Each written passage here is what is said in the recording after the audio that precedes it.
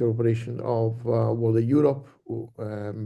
I myself am the coordinator of the Pillar D of Water4All partnership, which is, a co-funded partnership supported by the European Commission and coordinated by the Research Agency of France, ANR. I'm delighted really to open this important conversation between the stakeholders of water-oriented living labs and on behalf of Water Europe and on behalf of the Water4All partnership. This is an important series of events and is a step forward in our collective journey towards, what we call a water smart society. As many of you might know, water-oriented living labs are, a real life environment. We'll see, this, in the next slide, please, and why we are here today for discussing about the importance and what are able to do. So what is a water-oriented living lab? Water-oriented living lab is water-oriented living labs, what they are. They are multi-stakeholder collaboration environments. So it means that we have a number of stakeholders engaged in the same level, in the same place, and this water-oriented living lab, is able to create through the stakeholders collaboration, address and systematically address clear, defined water-related challenges that is territorial and context dependent. So we have three important momentum. The matter that we have stakeholders, collaboration stakeholders, environments, identifying and addressing, which is, two different momentum, the water-related challenges on a territory. So it is territorial and context dependent. What is also important to remind about what is the features of a water-oriented living lab, as I said, multi-stakeholder approach in order that we can achieve a capacity of strong governance, which is based on the concept of the quadruple helix, which means that in the stakeholders engagement encompasses the presence of the government of the territory, the civil society, the business environment, and the academic and the research and innovation. So it has strong territorial components, strong innovation components, and as I said before, strong and structured governance in order to achieve also what is important in terms of long-term sustainability is the financial sustainability of the water-oriented living lab. Next, please. So just to have, quite a short journey, what we have been doing in Water4All and as Water Europe, even before Water4All partnership, has been to build a network of water-oriented living labs. This has been possible because of the capacity of Water4All partners involved in the Pillar D, which is the pillar which is supporting the establishing the creation of the water-oriented living labs and the capacity to demonstrate the innovation at territorial level. It has been supported by quite a strong action to identify and select mature water-oriented living labs in order to build together this network. So the process, the rationale of this is quite clear. We have been a scouting phase in order to find water-oriented living labs, gathering the data, making an assessment of the maturity of the water-oriented living lab, and getting the results in terms of labeling the water-oriented living lab as such, and making each new water-oriented living labs being part of the network. But if you look at the methodology, we used, quite a mature and experiment system, which is called, the Harmonization cube, and you will see that the assessment, which seemed quite complex here, but then in practice is just a bit long, but gives important results in terms of the maturity and the capacity of every water-oriented living lab going under the assessment, giving us the right information about the capacity of the living lab, about its governance, the capacity of being innovative, the capacity of creating services, how the living labs is involving the users, and on which basis, which infrastructure is based. And then we get as a final result. You see, I mean, the graphic on the right side of the slide about the foundations and the WORL matrix. So by this, we can assess how much water and utility lab is able and ready to work as such, and what is its level of maturity. Next, please. So building a water and utility lab network, and what I mean, the goals of the webinar series of today. Having a network of water and utility labs means to create a critical mass of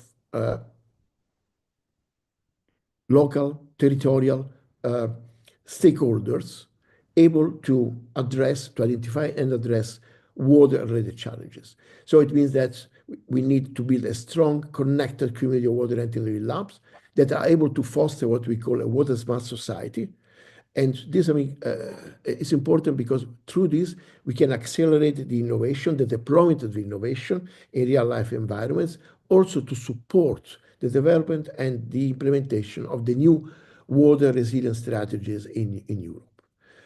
We can, through, I mean, the network, share experience, methodology, methods, good practice, that really made to speed up and the most effective solutions in order to enhance water resilience in urban and in other systems. This system, these webinar systems, webinar series, I mean, has clear objectives.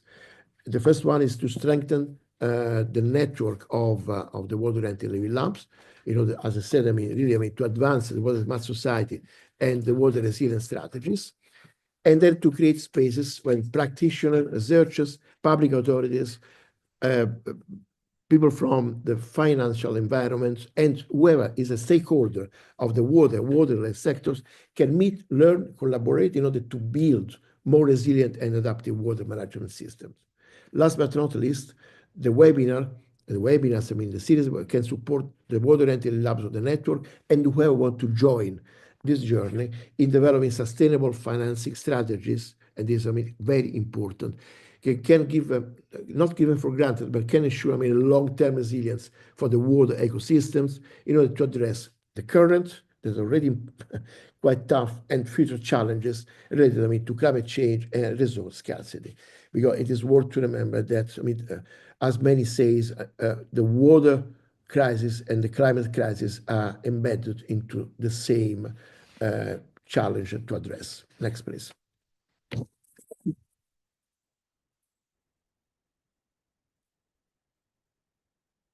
So we're going to have, can you go to the next slide, please? It's actually already the next session, so I can maybe stop sharing the screen. There is another slide, in the series. Yeah, but it's for the conclusion. Okay. Sorry. So then, thank you so much, Alessandro, for sharing the screen. And I'd like to remember that today we have one important focus on finance, as I said before, because sustainable innovation needs also sustainable funding. This is basic, and this is really at the basis of a sustainable and resilient water ecosystems at territorial and at global level. So I think that's we should use, this first opportunity in order to learn, to connect, and to inspire really each other in this webinar in order to support the capacity of water and utility labs to be more effective and leading by example in order to provide, lessons, examples, demonstrations that can be scaled up, in other territories and in other places where water represents quite an important challenge. So thank you once again for being with us today. And I'm happy to give the floor now to Marisa Fernandez from ZNI to begin our session on lesson learned and knowledge sharing. Thank you very much all. Thank you, Marisa, for your contribution. Please, the floor is yours. Thank you very much, Andrea. I'm going to share my screen. Yes. Okay. Yeah. I hope that you are. Yeah. Yeah. I think it's you can see well. No, then yeah, and the coordinate and the cluster manager of SINAE, that we are a cluster for the efficient use of water, that we are based in Aragon, as a region in the northeast of Spain, just between Catalonia, Basque Country, near to the Pyrenees. And then, so we are a cluster at the regional level, and our members have the main stakeholders of the water sector, no? And we are working in all the water cycle in the urban and the industrial, and also in the agricultural sector. Our main focus is to promote the collaboration between our members and the development of innovative solutions. And we are one of the water-oriented living labs identified in Water4All. Today in my presentation, and what I'm going to present is how we work in this water-oriented living lab, no? And just following the definition of the different types of innovation, how the water-oriented living lab is innovation ecosystem, and then finally I will be some conclusions about what are the key factors and the challenges that we are facing in the water-oriented living labs. And then it was Xavier Ferraz was defining this 6 type of innovation, not just starting for a technological innovation that is just technical change, not that this means an advance in some processes or product. And then the 2.0 will be with the marketing also included in this, no, and selling this innovation. And then the 3.0 will be already when the company is using the innovation to be more competitive. No, it's just like the company as innovation system. We go to the 4.0 when we are talking about innovation in the supply chain. Not only the company is not also with the rest of the rest of the supply chain is also working together in this innovation.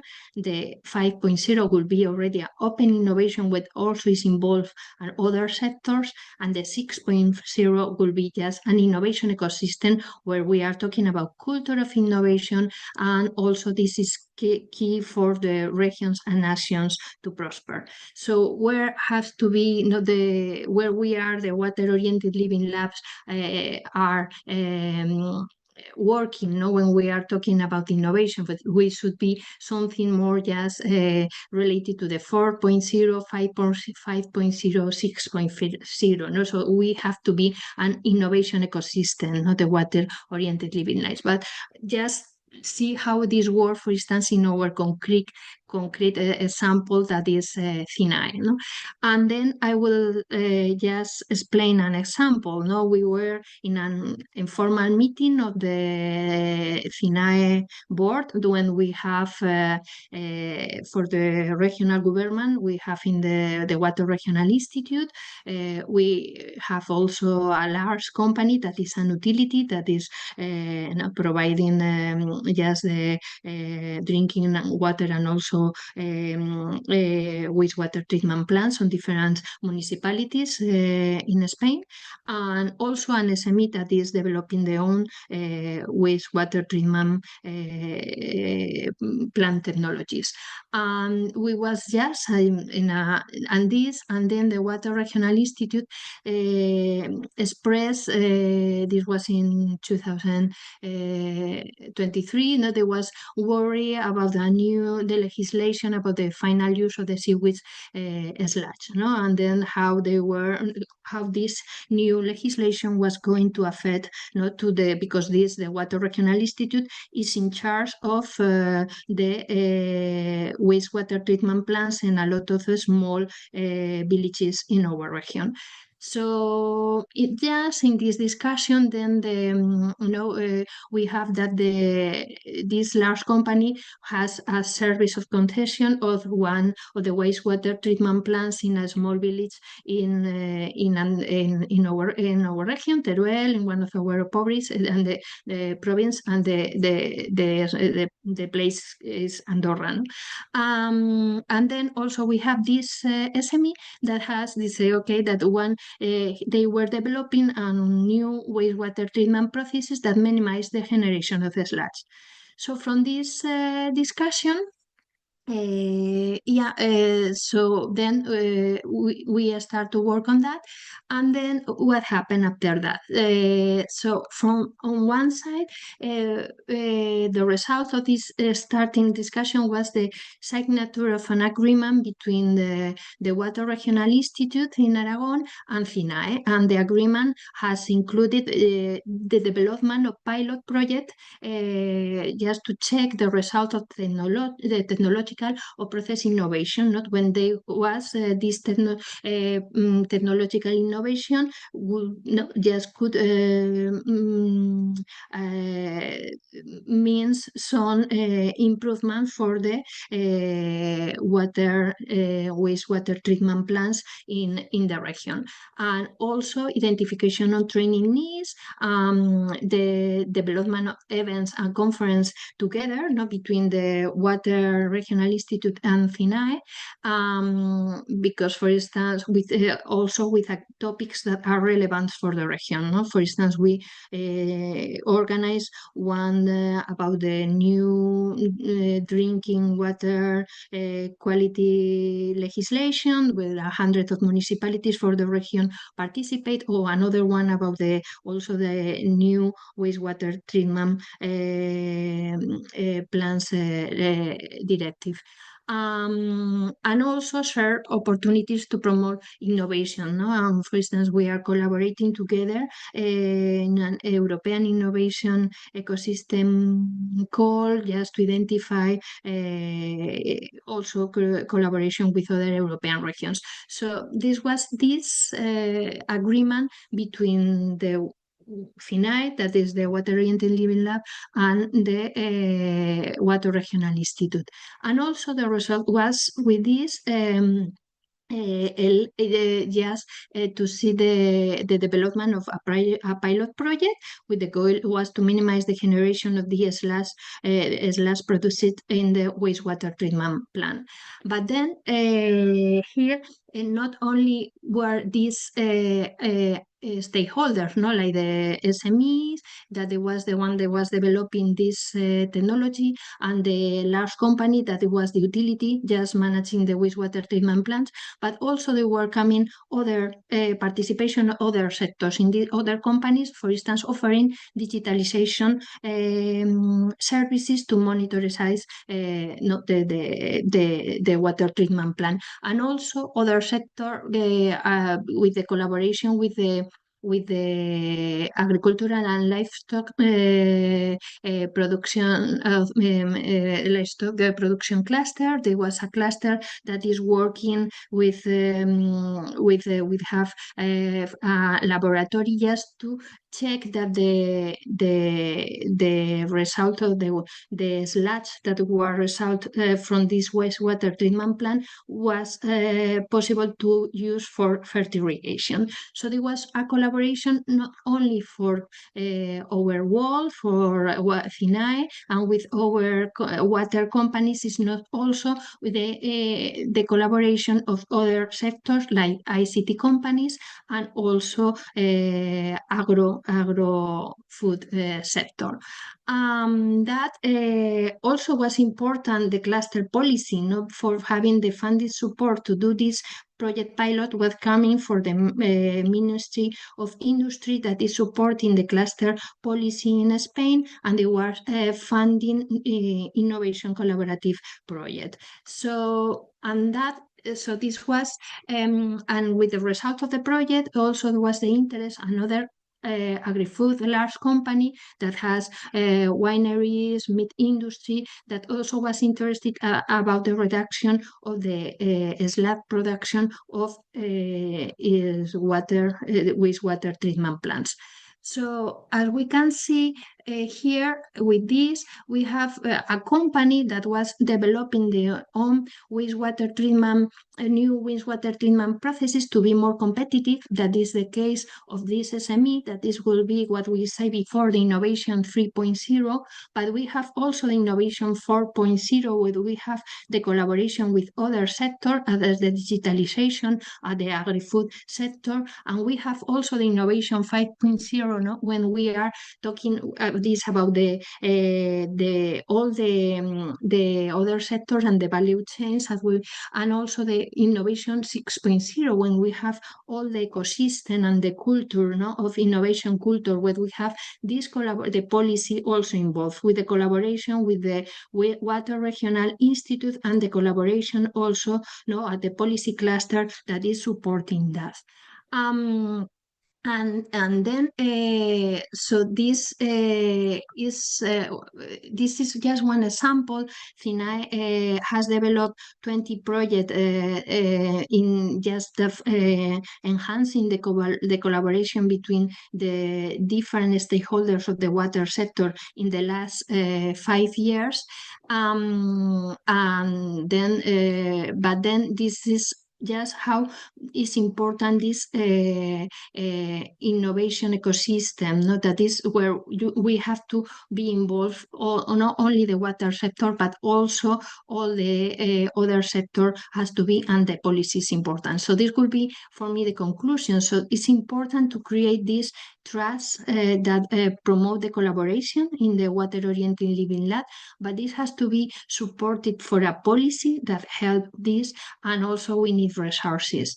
But no, and the policy, for instance, in our case now, in our region, now the innovation department is including the water, also have one of the strategic lines. So this is, or now the European Commission also has water resilience, you know, in the policy. So policy is really relevant, not for enhancing these innovation ecosystems. But yes, not everything is positive. So also, what are the challenges? So in this project has 70% of the funding is public, no? So there is the majority of the funding, or the possibility to develop all these innovation pilot projects and solutions is coming, is possible thanks to the public funding. So also this is always a challenge for the sustainability.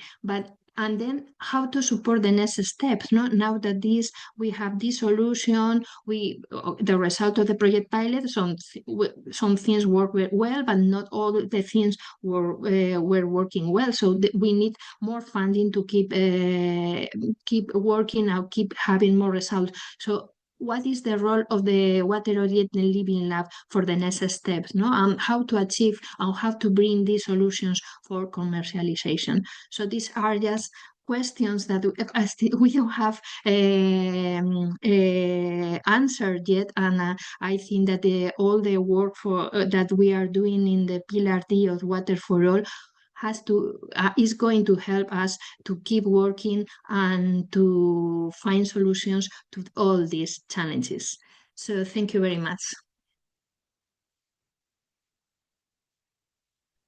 Thank you very much, Marisa, for your very practical example of how a wall works, and also the challenges that it could face. Now we will move to the next speaker, which is Inge Gené from Vito, and we will go through the wall impact.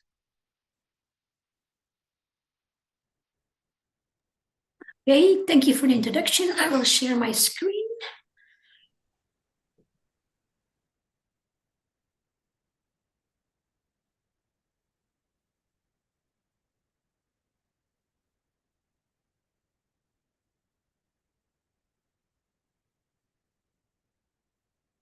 Okay.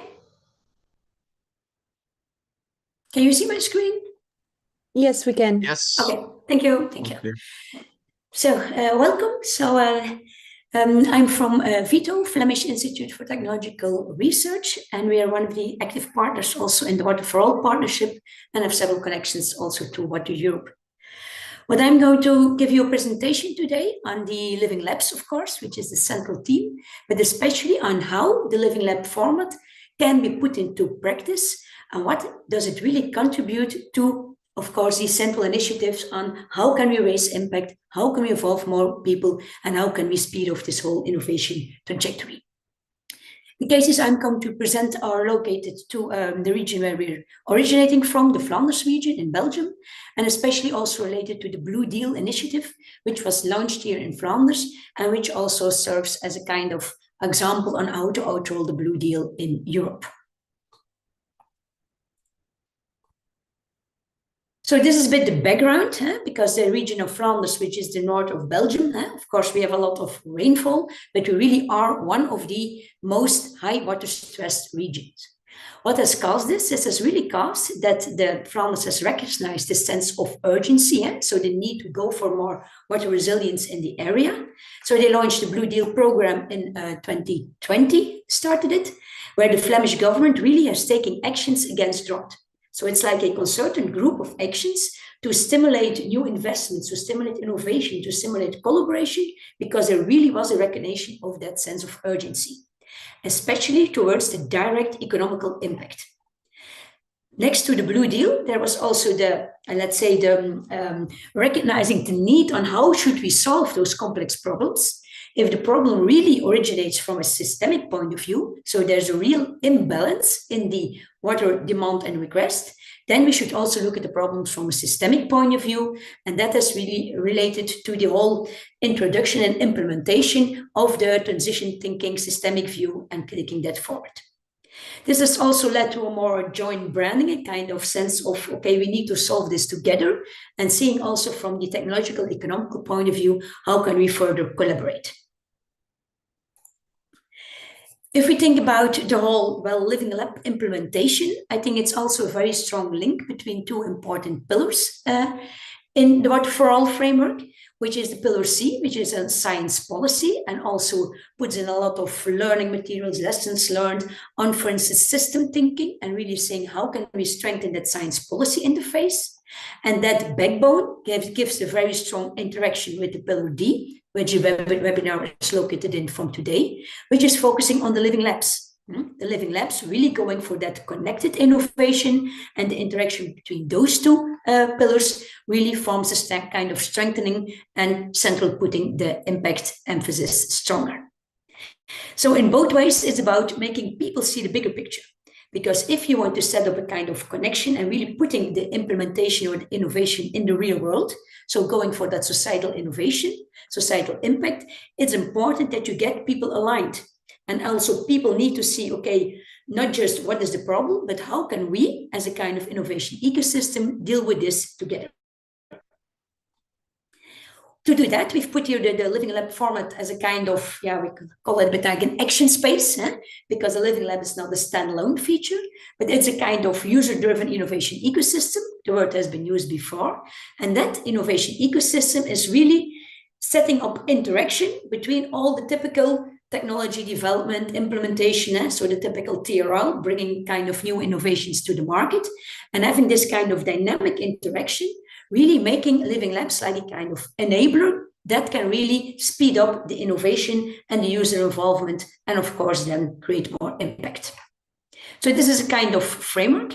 If you look then at the water-oriented Living Labs, so the format that has been further put forward together with Water Europe, also in the Water4All framework, then you have the nice Water4All, the WOLLs, Living Lab Atlas and the networks. For Flanders at the moment, there are 4 Living Labs present there. And also in this framework, it is really that the Living Labs act as an enabler for innovation, focusing on that societal impact. And then the WOLL network really gives that very strong, let's say, hands-on tools also to get that capacity building, to make connections between the WOLLs, to learn from each other, and also capture, of course, those lessons learned towards future innovation trajectories. The living labs of Flanders, I put them here on the map of Flanders. So this is Belgium. This is the coast area on the left-hand side. These are the 4 living labs which are currently in the atlas. So we have the province of Western Flanders focusing on the water climate challenges. We have the Antwerp port area, city of Mechelen, and the Herk and Molenbeek area. And we have also 2 new candidate WOLLs who have expressed the interest to also join the WOLL network. So they will be taking along now in the new process on further alignment. For the examples that I will present today, I will focus on the industrial connection, really focusing here on the Water Climate Hub and the Business Park Initiative, and also make a short parallel to the port area. So if we look at the province of Western Flanders, which is then formed under the framework of the Water Climate Hub collaboration, well, the region has expressed a clear ambition. And that's a very important starting point, because it's not VITO, we are a research organization, so we are RDO. It's not about what we want, it's about, of course, what the region, what the local actors want. So you need to start really from a local governance, a local sense of urgency and willingness to collaborate to really tackle the regional challenges together. They really expressed a very clear ambition to decouple the water challenges from economic growth. And it's also a region putting very strong emphasis on their culture, let's say, their innovation culture, and also really emphasis on future thinking. So we really need to be an innovative region, think together how to solve our problems, and have that strong spirit from innovation and entrepreneurship. I put here some characteristics that are linked to the region. So there's also a very strong industrial activity, especially also in the food sector, a lot of SMEs, business parks. You also have there the blue economy cluster because of the coastal region, and you also have 2 ports there. The river section there, some other parts. Also very important, you have there 2 boundaries. So the province has 2 boundaries. So it's a transboundary provision, both with the country of the Netherlands and with France. And they have then a lot of challenges dealing to that water scarcity and also the fluctuations due to tourism. And then also the salinization, so the infiltration from saltwater from the dunes, which puts extra pressure on the freshwater. What is going on there? I've put here, I will not go into detail here, but I want to show you here the activities that take place on different levels. So we have on the top layer, the PPP, it's really the public-private people partnership. So you really create a kind of governance, really strategic collaboration between actors that really say, okay, we want to solve these challenges together. So we have the regional actors from the provincial development company, we have the province and also several communities in the backbone. We have spearhead clusters, which are consortia from difficult sector initiatives, from the food sector and the blue economy sector. Also a lot of different actors from academia, which are grouped under the framework of TUA. And then we have, well, VITO, and we are one of the actors in this whole collaboration format. Then I put here just some examples, meaning that in that, starting from that collaboration, we have a lot of activities, and we call them also living lab projects. So it's not about what is the project, it's about which real-life implementation, so action-based activity, are we putting into practice in that region. And I gave her some examples about nutrient filters, water filtration box, circular loops, nature-based. So all these activities are really real-life implementations in the region involving several actors. Next to the real implementation, I also put a lot of activities, and those activities, they range from specific stakeholder interaction, some kind of workshops, also some technology demonstration, activation there, also providing some kind of tools, taking into policy discussions. All those activities create a kind of dynamic, and then you end up with a whole innovation ecosystem really on those 3 levels. This is just more a general framework. These are some visualizations. I'll try to make it a bit more concrete. So you see here some examples of real life in the field implementations. Also, for instance, some stakeholder interaction, workshops, and so on. And also a lot of involving the public there, taking into account how to deal with local press, how to get involvement, and how to also make the public acceptance there. I will give a concrete example, which is put forward in the framework of the Waterproof project, which is a large-scale project in Flanders, making link to several large-scale demonstration sites. And I'll focus now on the demonstration site linked to the Living Lab in Western Flanders. This is an example of the business park in the area of Tielt, which is one of the business parks in the left-hand side of Flanders. It's shown like here. So it's a typical SME business park. And there we started with looking at, okay, the ambition, seeing how can we collectively, so together with all the companies, the community, the regional development agency, and so on, the local drinking water companies, how can we together with all those people see, how can we put forward a kind of collective measure looking for water buffering, reuse, and decentralized systems. So really putting emphasis on making the local water system more sustainable, more robust, more resilient, no more popular word, towards climate changes. And doing this, not just as an RTO putting forward technology, no, doing it in co-creation with local stakeholders. In that approach, we have defined 3 different action lines. The first one is really focus on that community building. So even before you will start implementing the kind of project or technology solution, start with building the community and start with a real life in the field engagement with the local actors. So in this case, it was a real intensive participatory, difficult word, approach, where we connect with industry, farmers, also the fire brigade, the municipalities and the utilities. And also there, it's not just like typical Vito sitting in the lab or giving a kind of demonstration. It is really locally interacting, because what is really important, if you are striving for a kind of local or regional innovation, you need to talk with the local people, because they will know best how the problems in their region really enter into the practical area and which items should we take along from the beginning to avoid that you deal with all those complex measures afterwards and then have, of course, that delay in innovation. So this is an example of a lot of interaction. We also set up those typical interactive workshops, also making people take ownership of the local problems, interact with each other, and of course, build a kind of trust towards the water technology supplying community. Then the other action line is, of course, then making it also putting the innovation in the field. And in that case, it's focusing both on implementation and also on business model innovation. Because it's not just saying, okay, in the kind of a demonstration project, we will put, for instance, a kind of technology solution at this or this location.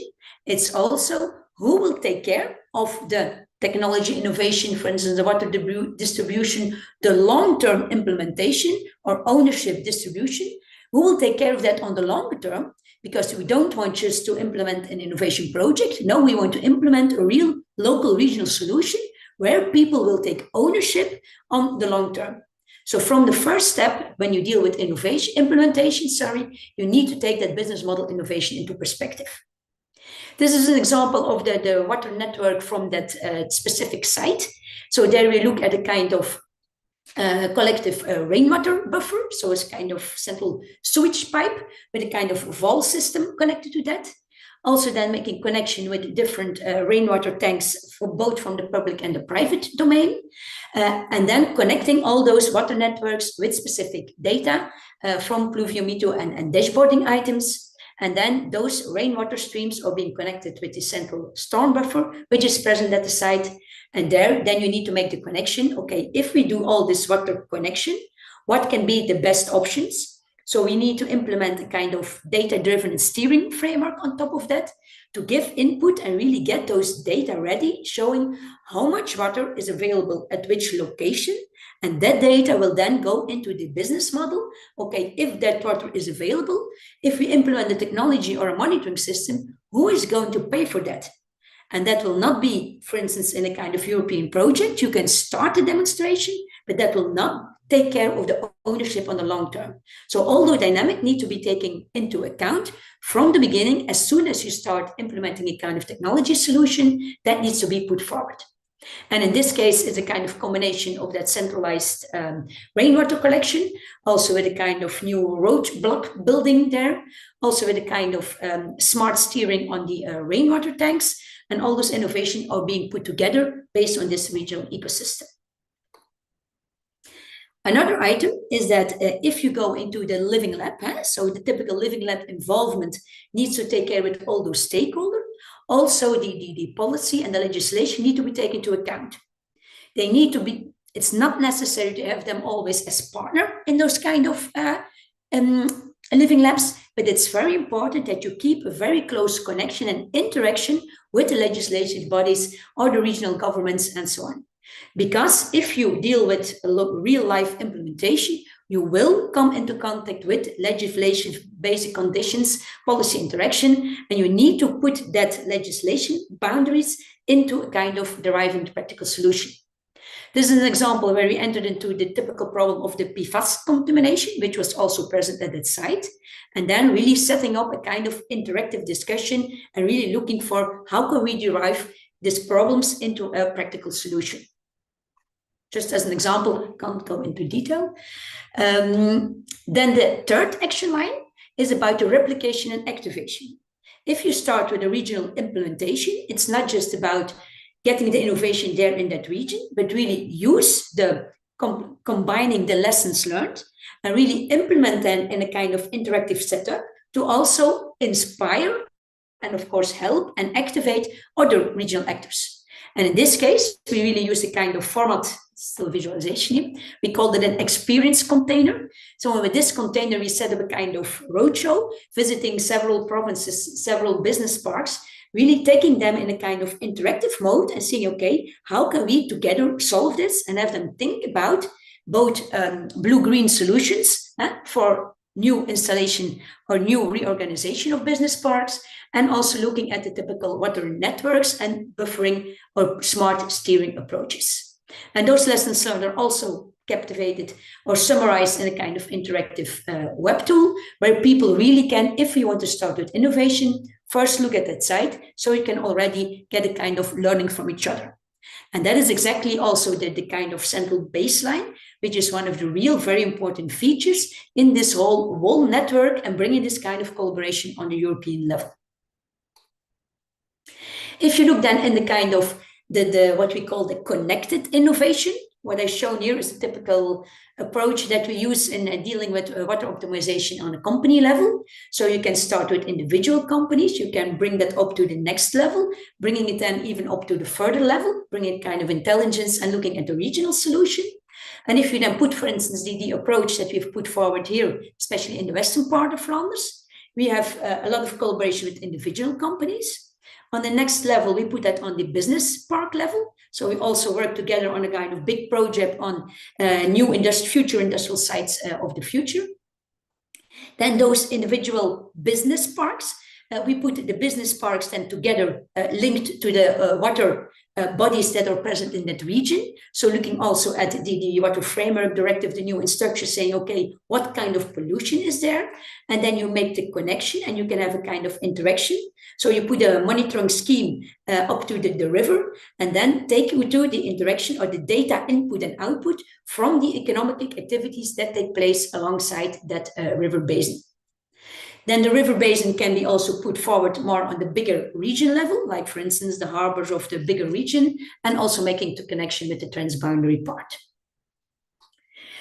But the same way of working also is taking place for the Antwerp port area, with the same principle, meaning that you have a regional governance and commitment. In this case, there's a really strong commitment of the port and local industrial actors to really move towards environmental sustainability. And they also recognize the vital role of water in their operation and community welfare. So it starts from really the chemical sector, the ports, and really the production company says, we really need to take care of this problem together. Again, you have typical characteristics there. And in the case of a harbor, you also have the complexity of course, also making the link with the dock water, in this case, the Scheldt water, which is a saltwater river, and getting that kind of complexity of all those water basins, all those interactions. And then, of course, who takes responsibility? How should we deal with this together?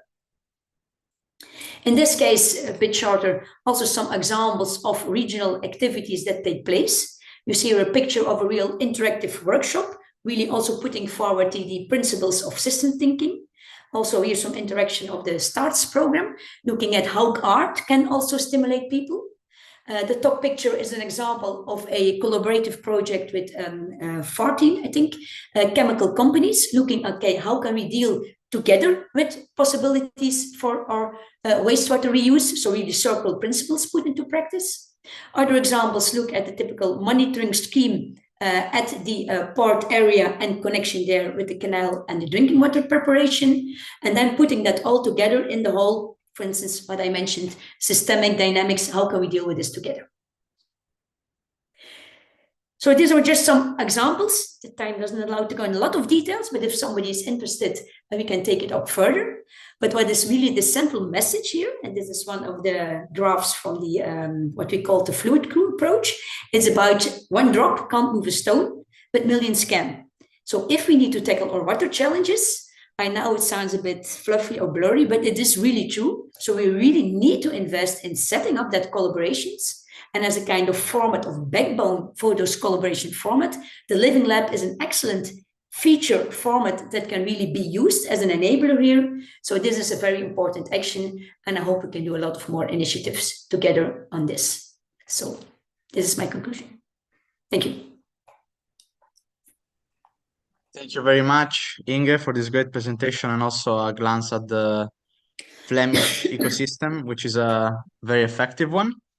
Now we move to the next presenter, which will be Anna-Kaisa Ronkanen, to present the Finnish ecosystem of WOLLs.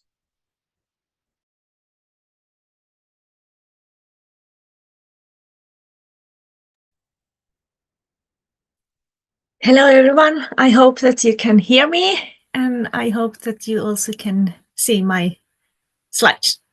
Great. So hello, everyone, and thank you for this opportunity to share some insight from Finland with you. And I'm Anna-Kaisa Ronkanen from Finnish Environmental Institute, and I'm working as a development manager there. And I have been involved in this Water4All Pillar D activities and have been responsible for mapping the Finnish water-oriented living labs. And I have done this presentation together with Juha Kauppinen, coordinator of Blue Economy Mikkeli water-oriented living labs. So let's move on. So this presentation is structured around 5 key points. First, I will give a short background on why Finnish water expertise is considered world leading. Then I will take a quick look at the current landscape of Finnish water-oriented living labs, how we have what types and what themes they cover, also a little bit like that. And after that, I will present one example, this Bioeconomic Mikkeli WOLL, this BEM WOLL, to illustrate very shortly how these environments operate in practice. And I also reflect some of the challenges we have recognized when we are trying to collaborate across WOLLs. And finally, I will share how we in Finland have started to build some kind of like a national WOLL network and our thoughts and on future collaboration, both nationally and internationally. Yeah, so Finland's leadership in water expertise and management is built on 5 key pillars, I could say. First, we have this robust national strategy by Finnish Water Way, we call it, and that promotes a whole of society approach to ensure sustainable and equitable water management globally also. And second, we have a very strong research infrastructures and flagship programs. For example, a digital water flagship, which develop digital twins of water systems. And we have also some flagship cutting-edge initiatives in quantum sensing and quantum computing that have potential to support also water research and water expertise. Third, in Finland, we successfully integrate research and industry very nicely. Centers like the Blue Economy Mikkeli combines research, education, and business, creating a strong link between innovation and real-world application. And fourth pillar, we could say, we have a comprehensive water sector expertise with Finnish companies covering the entire water value chain, from water resource management to smart ICT solution and circular economy innovations. And finally, I would like to mention these collaborative networks and clusters, just as Kuopio water clusters or water ecosystem, bringing together companies, researchers, and policymakers, fostering innovation, scalability, and international collaboration. And these elements together makes Finland's water expertise not only strong nationally, but highly impactful also globally, although we are quite a small country. Oops. Yeah, in Finland, totally 33 WOLL environments have been mapped and identified, and 13 WOLLs have been then assessed. And we use this harmonized cubed method provided by Water4. And finally, we interviewed 4 of these environments, and those have been accepted as water-oriented living labs in Atlas also. And our goal is continue identifying new candidates also, and we have 2 in the process also. So these slides represent a little like a background, our identified or mapped water-oriented living labs. So we had many working in different geographical scope. We had a local, regional, national, and then also these like multi-scale environments working in from the lab to the field level. And thematic type varied a lot. So we had a rural or nature-based environments. We had more like a research-driven or mixed WOLLs candidates. We had both marine and freshwater candidates, and then we had also some networks or clusters. So the type varied. And focus area was also so that very many were like scientifically focused. They were scientific infrastructures and monitoring systems. We had this climate ecosystem restoration candidates also. And then I could say that some of these were kind of like innovation and business interface focusing areas, and of course stakeholder engagement and governance was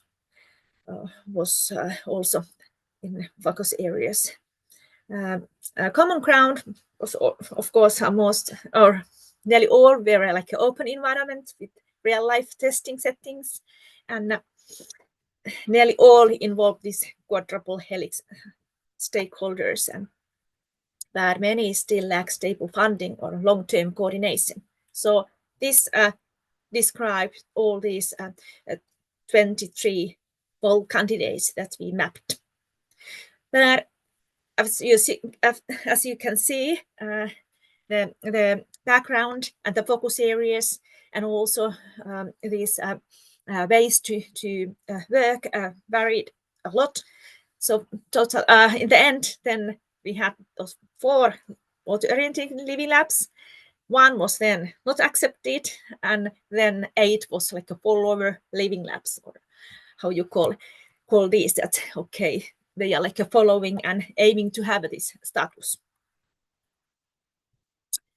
So Finnish WOLLs are very different in their scale, focus, and maturity. And this really diversity brings value, but also creates lots of challenges. And when WOLLs are too different, it becomes harder to find the common topics and motivation for collaboration.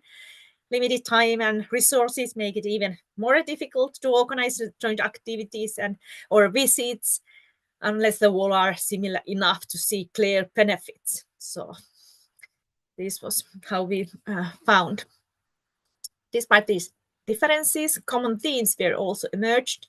So collaboration with the companies, of course, it's a very in the center of the WOLL environment. It was a key topic across all WOLLs. And questions arise about secure data sharing, confidentiality, and building trust with the private sector partners.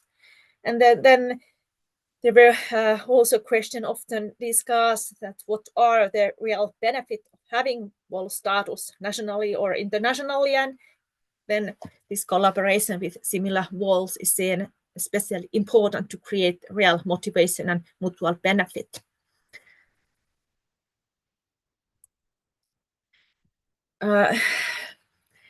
So the Blue Economy Mikkeli Center of Excellence WOLL, or shortly PEM, this is like a strong example of the WOLL that could become a hub for national collaboration here in Finland, and they have like very much been active in our WOLL events also, and sharing their expertise and their experience also. It has a real word testing environment at wastewater treatment facility, and a strong link with university and industry also. And it shows how these WOLLs can provide near market service while supporting regional innovation goals also. And Juha Kauppinen is coordinator of this WOLL also. So as I mentioned shortly, there are clear challenges also when building collaboration nationally. And this, very sorry to say, this limited time and differing priorities often makes it difficult to commit to networking, and the diversity between these WOLLs can make a common project harder also to launch. And while we have a good experiences with the face-to-face meeting, real joint projects have not yet materialized. Building more structured collaboration remains an opportunity also, you could say. So we have actively tried to build a network among WOLL environments. We have organized open network events where we introduce ourselves, our activities, and discussed the core criteria for WOLLs. We have also invited funding agencies to present future funding opportunities and held an online event focusing on collaboration with the companies. And additionally, we have planned to have a face-to-face visit to the BEM WOLL environment. And our goal is to continue meeting regularly and alternating between online and in-person events. Although our activities have been mainly national, we have discussed this expanding towards international networking, which could bring many new benefits for all involved in our Finnish networks.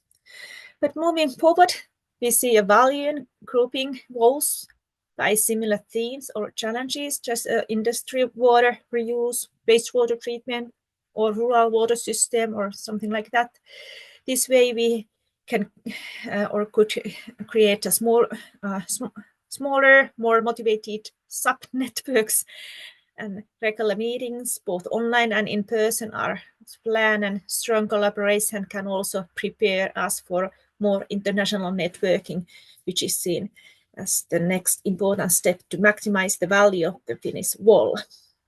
So this was my presentation shortly, and greetings from one of our WOLL event with water clusters and potential living apps in Finland.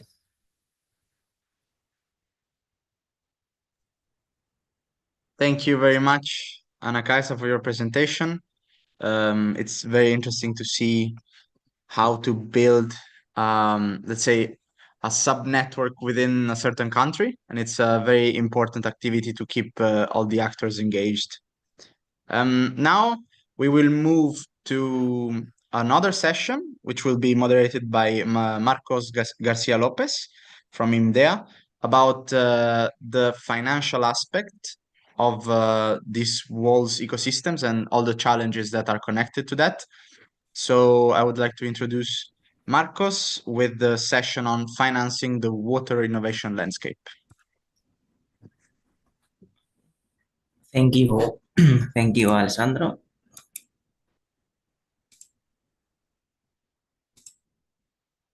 Now, can you see the presentation?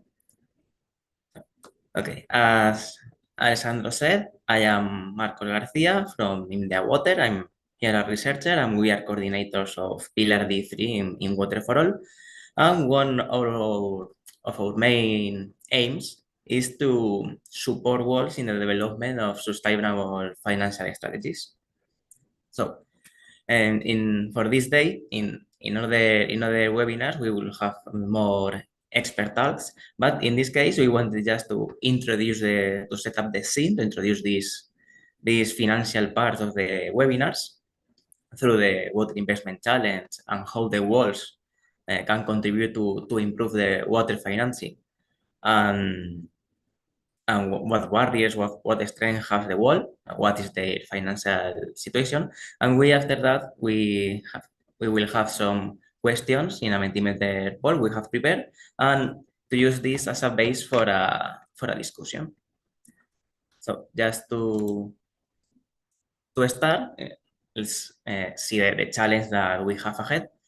And in this figure, you can see how much expenditure we have in certain countries per capita, and it's a certain amount, 300, 200 or less. But in recent studies, in this one by WSP and Water Europe, they have calculated that we need 255 billion of additional expenditure only to comply with two directives, the Drinking Water Directive and the Urban Wastewater Treatment Directive. In person, this means that until 2030, we will need to gather, to spend between 500 and 1,000 more per person in total for this period. If we broaden our scope and we try to achieve the Social Development Goals 6.1 and 6.2, in Europe and Central Asia, we will need to spend more or less $3 billion every year. So we need a lot of extra finance compared what we have now.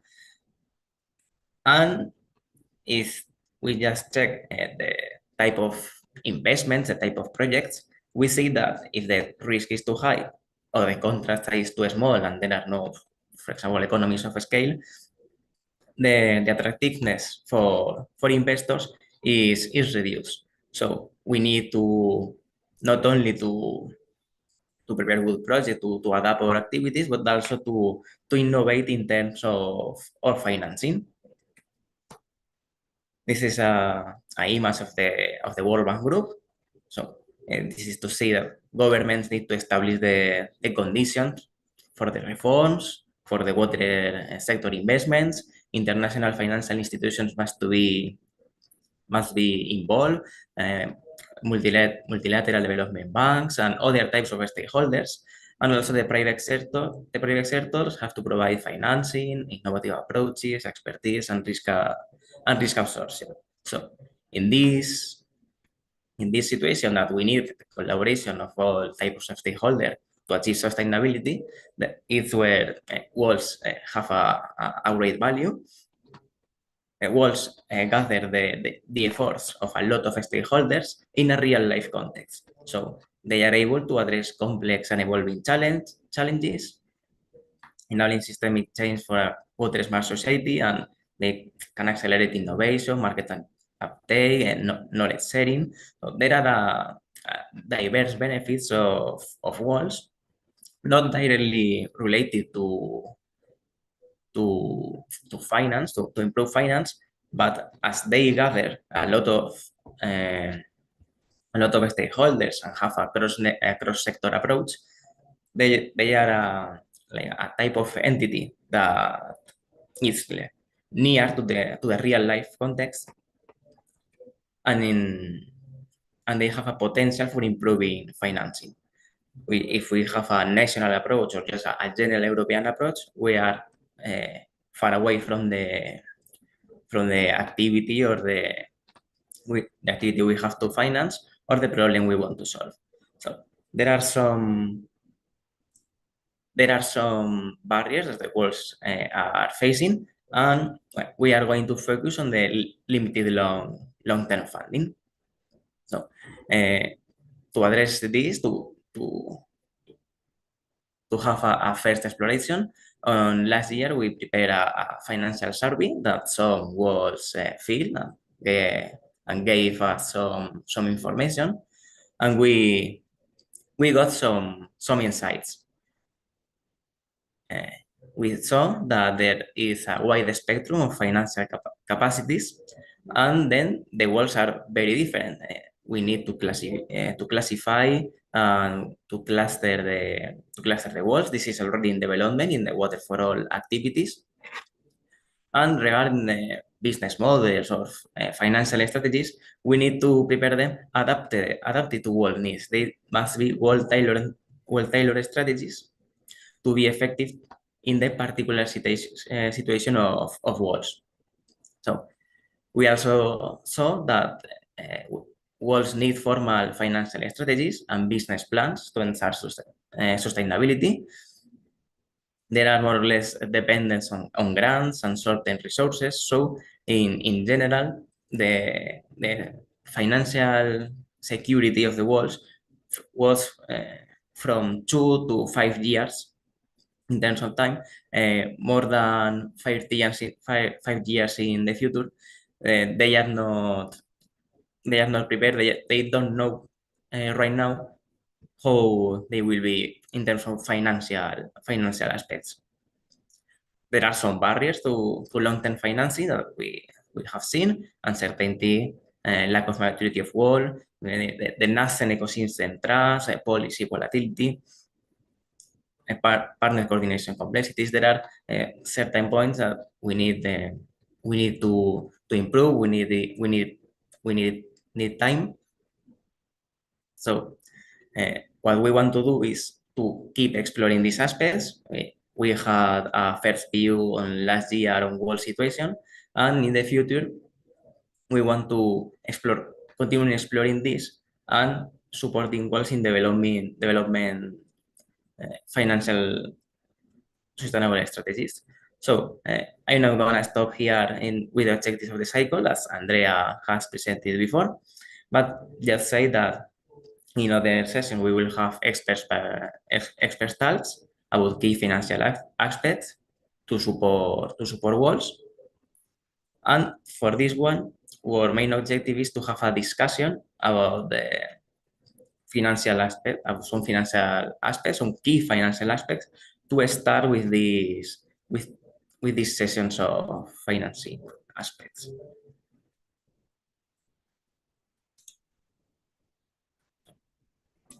I have seen.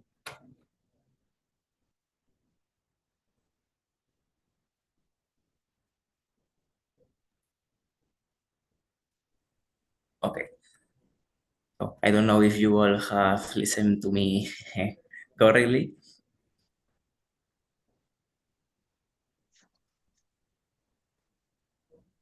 So somebody, yes. Okay. So we have prepared a Mentimeter for this session. I don't know, Alessandro, if the attendees are able to talk or just to write in the chat. So if the participants want to participate in the conversation, they can write it in the chat or raise their hand, and we can give them the word. Just a Okay. quick note: this Mentimeter is meant to be answered by WOLL's representatives or stakeholders. So please, if you are not involved with the WOLLs directly, abstain to answer to the Mentimeter, because it would skew our information quite a lot. And I can share the screen with the Mentimeter.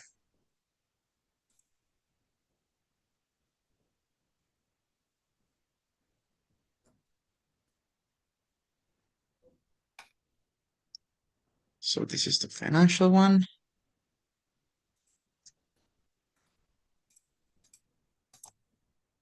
So you can scan, if you are a WORL representative, you can scan the QR code and access the Mentimeter.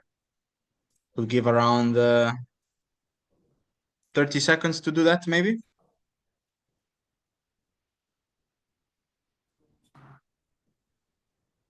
Or you can also alternatively go to the Menti website and enter the code if you have problems with the QR code.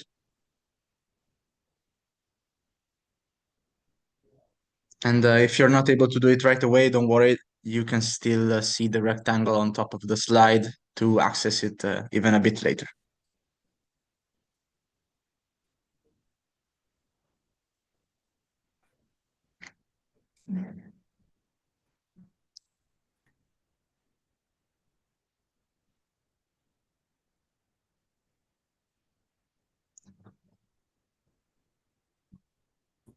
No, this Mentimeter is aimed just at exploring some key aspects.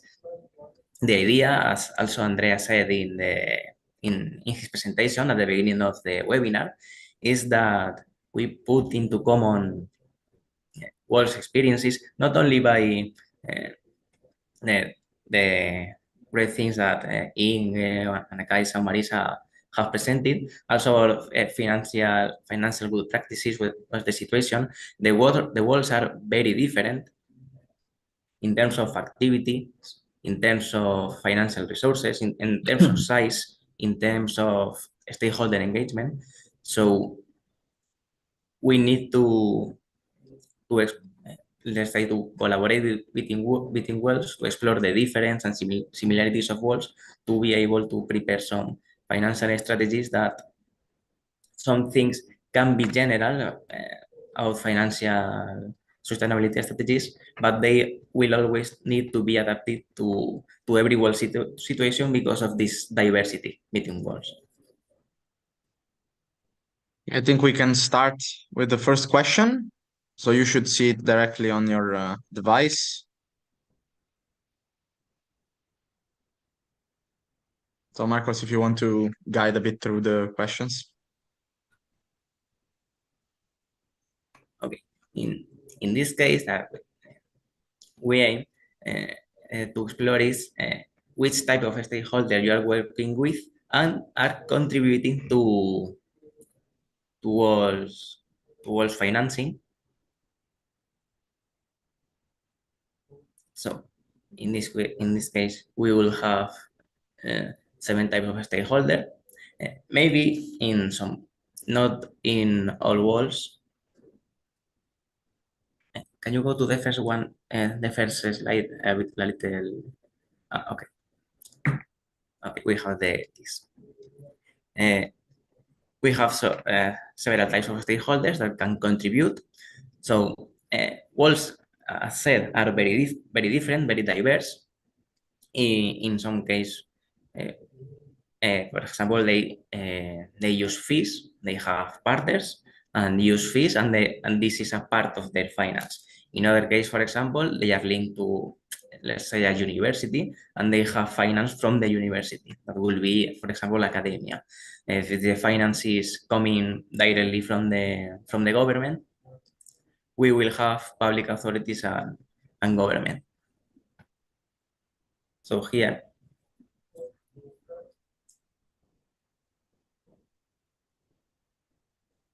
maybe the industry and private sector and private investors are quite similar in some points.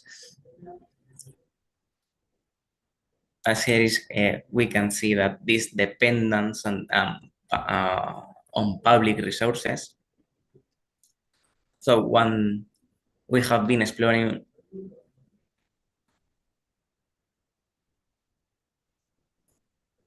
water utilities. Do you categorize water utilities in public authorities? There may be, maybe yes.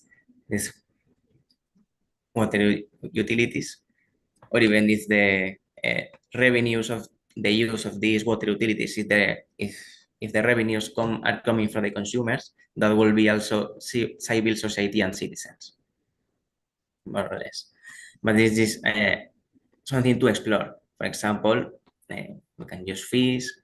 In this case, we will have own revenues, but this is a way to, let's say, explore from where the walls are getting their finance, and we can see a certain level of dependence of these research, academia, public authorities, some involvement of private industry and private sector, but we can see that private investors are not particularly attractive, and civil society and citizens are not contributing too much with this walls finance. So we will also need to explore more in the future. It will be too much for now. The specific activities that walls are developing, depending on these activities, which stakeholders can contribute to finance are very different. So this always will be linked to the activities a wall is effectively developing.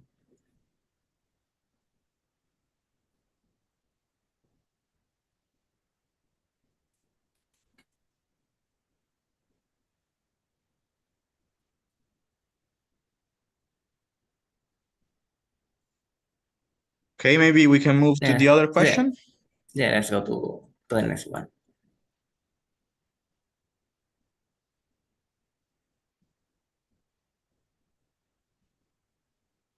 Yeah, but answering to Inge, we differentiate between what would be academia and research centers or universities, and we don't consider them as public authorities in this sense. Public authorities will be mainly governments and public institutions, say, I don't know, World Bank, European Commission, something like that.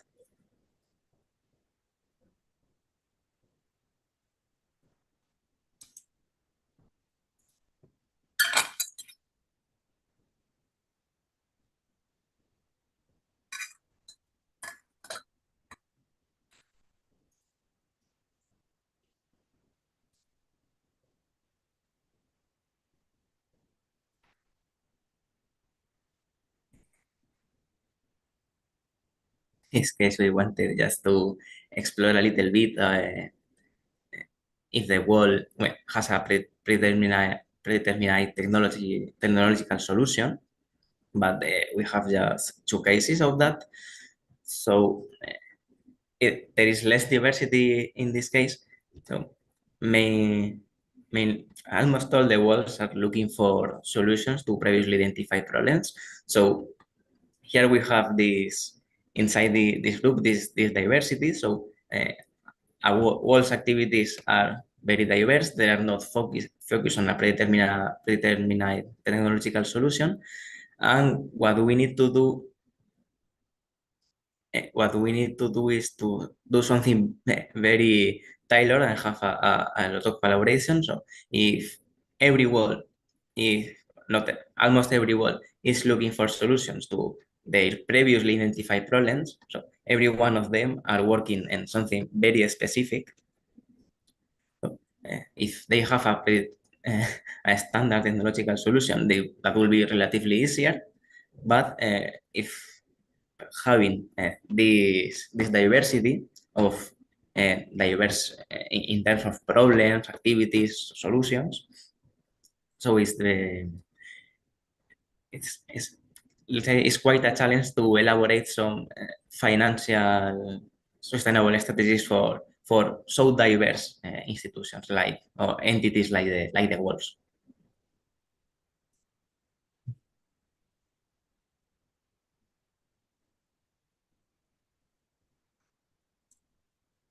Yeah, and answering to Anna, yes, we in Pillar D in Water4All we're preparing some more contents that just us to support walls, not only the Atlas walls, but the applicant walls.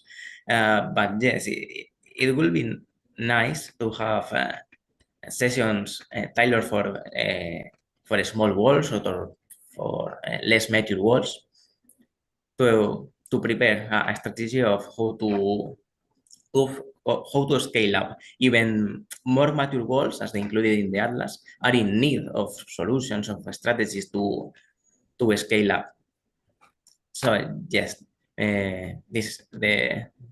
that will be nice. We will have in the future more webinars, and we will take into account your comments organizing these webinars. So we are not going to provide just generic strategy financial recommendations for the development of a strategy, but we also, in future events, we will take into account what you tell to us, that what we know from you, to organize tailored webinars or workshops or other type of events to be specifically useful for WOLLs. I think we can go with the next one, as we are a bit let's go to the behind of schedule.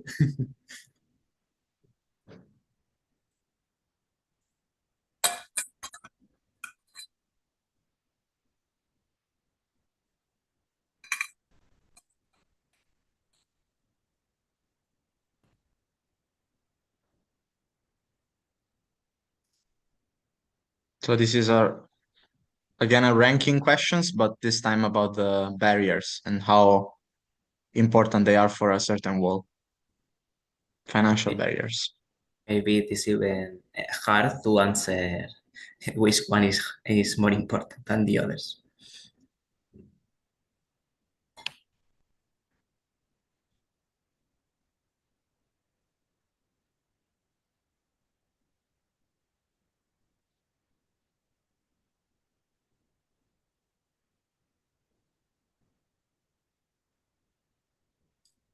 And some answers are more or less related, so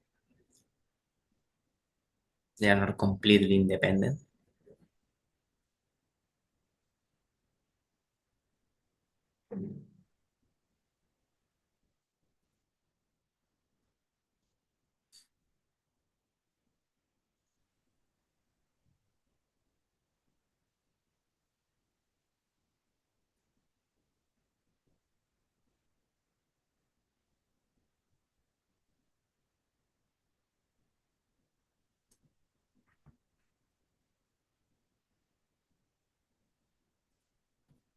Okay, the results are more or less as they could be expected. Maybe limited revenue generation business models is a bit surprising for me to be in the fourth position, because it is a barrier that overcoming it, we will provide the WOLLs with a lot of independency.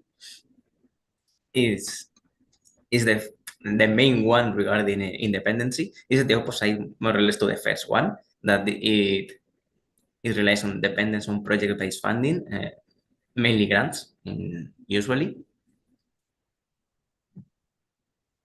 It is curious to see how business model and revenue generation that are a very important part in Pillar D activities in Water4All, not just in our activities in Pillar D3, also in Pillar D2. So it's something we are working in it. And it's curious to see that one in the fourth position. The second and the third, we have seen that in other occasions. It's not the first time we see that. In the survey of the last year, we saw that this high initial investment and capital expenditure is a big barrier. Most WOLLs are not able to cover the investment cost. They could pay for the operative or maintenance cost, but the initial investment has been previously identified as a big barrier.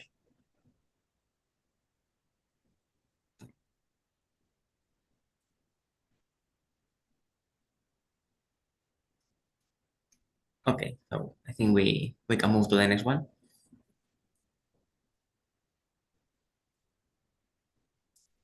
There are just 3 more, I think. This one and 2 more.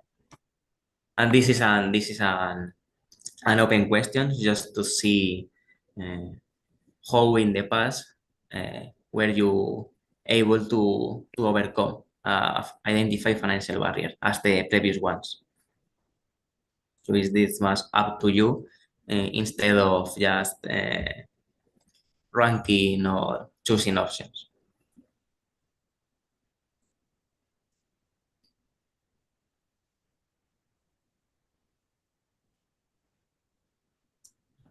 A very important part of improving financial sustainability of WOLS will be collaboration, as we have had previously, our governance models, or how to collaborate for implementing our solutions, as our previous speakers have talked.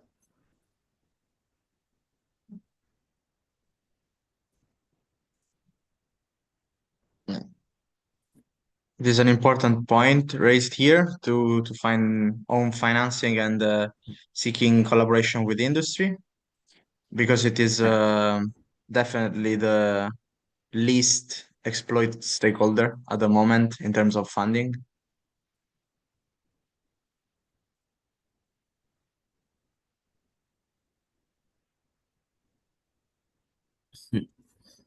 What we are seeing is that we already detected in the last year survey, we saw that they are dependent of short-term funding.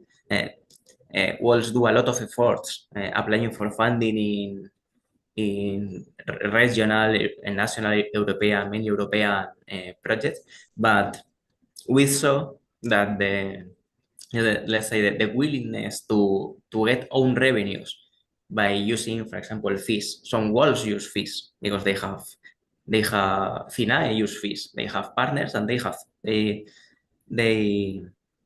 revenues based on fees.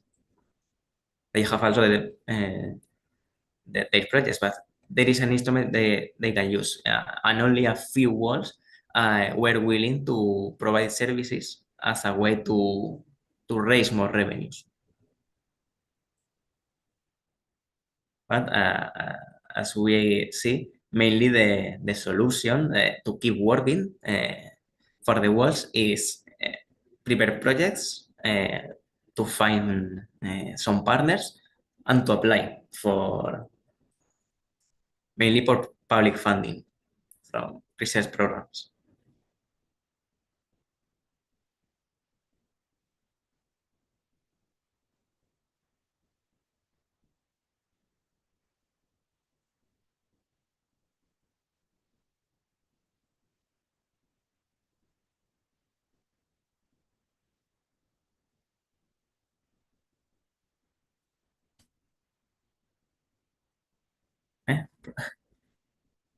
In that one, we have provide services.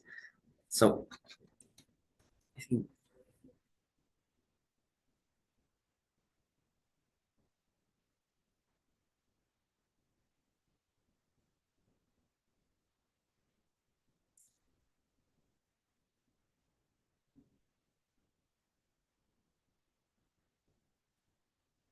okay.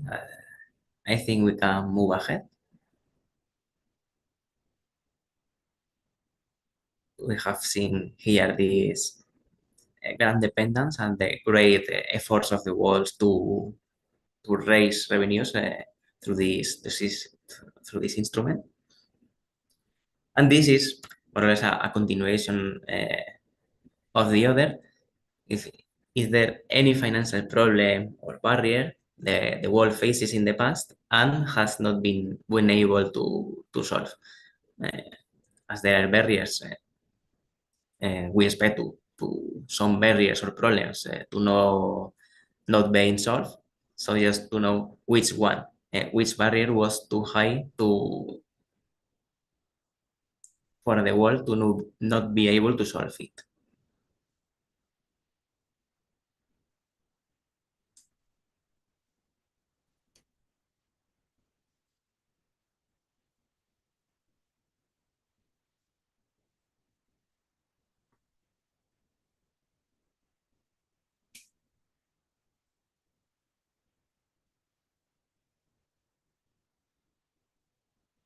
If there are no answers, that will be the best, to be honest.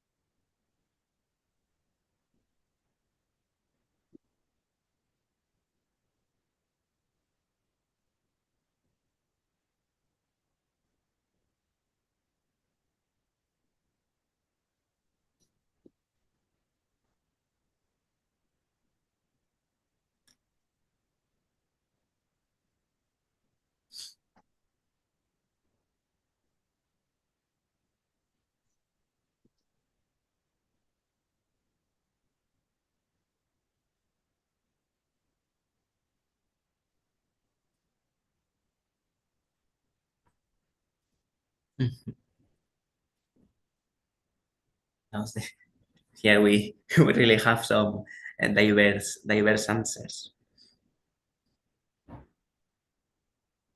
And they are quite the barriers. So this,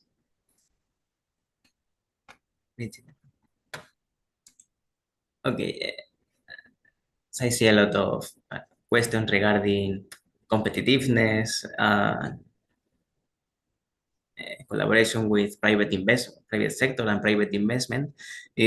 We go back to the problem we saw before, that we have certain water sector with certain water investments that are not attractive for the private sector. The government, the European Commission, the public sector in general is trying to innovate financially and to seek for the best way to bridge the gap, with the investment gap, and engaging more private funds. So in a lot of recent water initiatives by the European Commission, we see that raising more private finance, private resources is always an objective, and they are working in several fronts, not just the European Commission, the DG Environment, the European Investment Bank, working in how developing new financial strategies, new financial instruments to raise financial resources to cover these barriers. So I think we can go to the next one. We will take into account these answers. We will work on this and we will explore this. And in the future, we will try to address this in next events. We will have more workshops and webinars, and we will take this into account. And I think this is the last one. What initiatives does the WOLL plan to implement for long-term financial sustainability? Just 5 easy general options with capacity to improve long-term financial sustainability.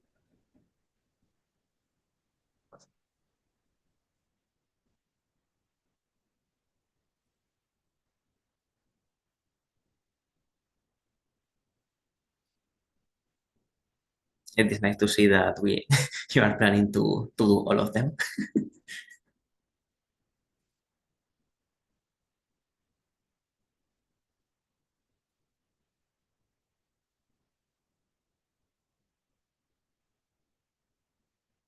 Okay.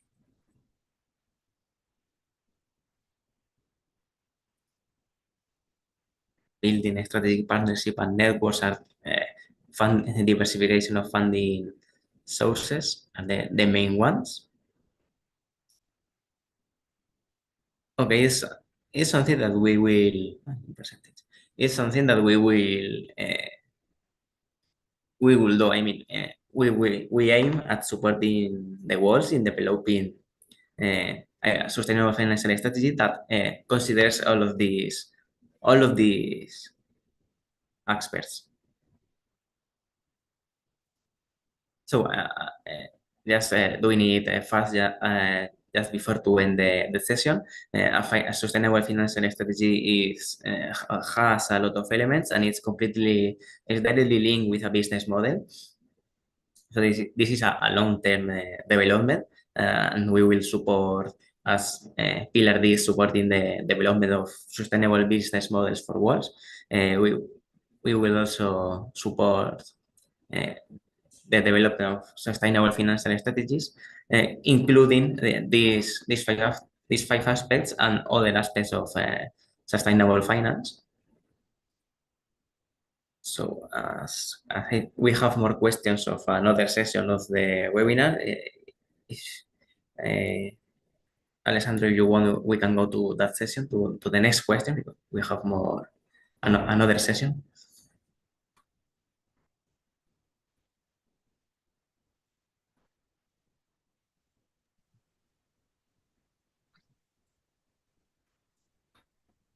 Yes, so this was the first Mentimeter, and now we will use very little time to to try and not go too late. For if there is any questions about this financial session or to the previous speakers, the way it will work is you raise your hand if you want to speak, and we will allow you to speak because there are some rights with the Zoom for the speakers and so on. So we need to give you the word essentially.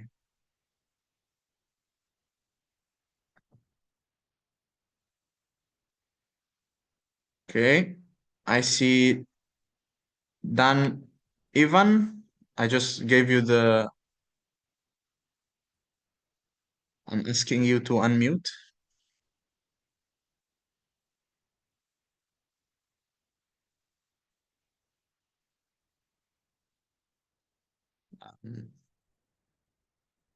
There is a Zoom user who I just allowed to talk.